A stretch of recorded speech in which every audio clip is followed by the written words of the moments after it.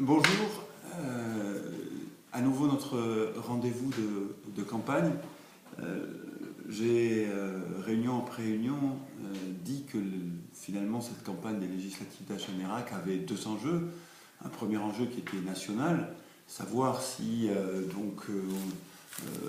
peuple français voulait accentuer le choix qu'il avait fait lors de la présidentielle, et donc dépenser 30 milliards d'euros supplémentaires et prélever sur les Français 30 milliards d'euros d'impôts supplémentaires.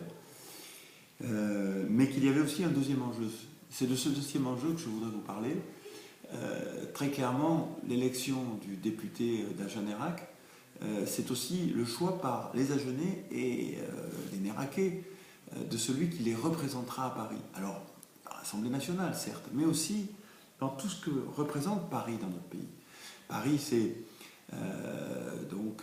les administrations centrales, c'est les ministères. Et le travail du député, je le dis souvent, c'est d'être un véritable commercial d'Agen-Nérac à Paris.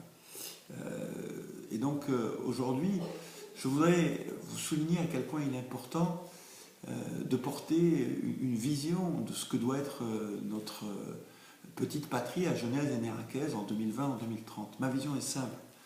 Je veux qu'elle soit prospère. Et il n'y aura pas de prospérité au XXIe siècle sans des services de qualité, sans une agriculture de pointe et sans une industrie prospère en Agenais. Cette industrie, il faut la développer, il faut lui faire sa place et l'ensemble des projets que nous avons développés, bien sûr la technopole d'Agen-Garonne à Sainte-Colombe, mais aussi la technopole de l'éco-construction à Donnefort, mais aussi l'ensemble des zones commerciales comme la Motte-Magnac, mais aussi bien sûr la revitalisation du centre-ville. Ça n'a finalement qu'un fil directeur qui est celui de faire d'Agen une terre prospère, un bassin riche en emplois. En affirmant cela, je prends clairement position pour nos jeunes qui voudront vivre au pays avec des emplois qui soient de vrais emplois, stables, qualifiés.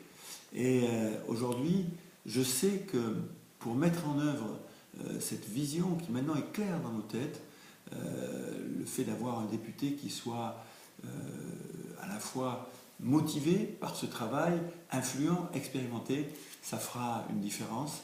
C'est une des raisons pour lesquelles je vous appelle à vous rassembler dès le premier tour autour de ma candidature, envoyer à Paris un député qui aura la passion de sa petite patrie et qui sera un bon avocat, un bon commercial, un bon VRP d'Agen-Nérac quotidiennement.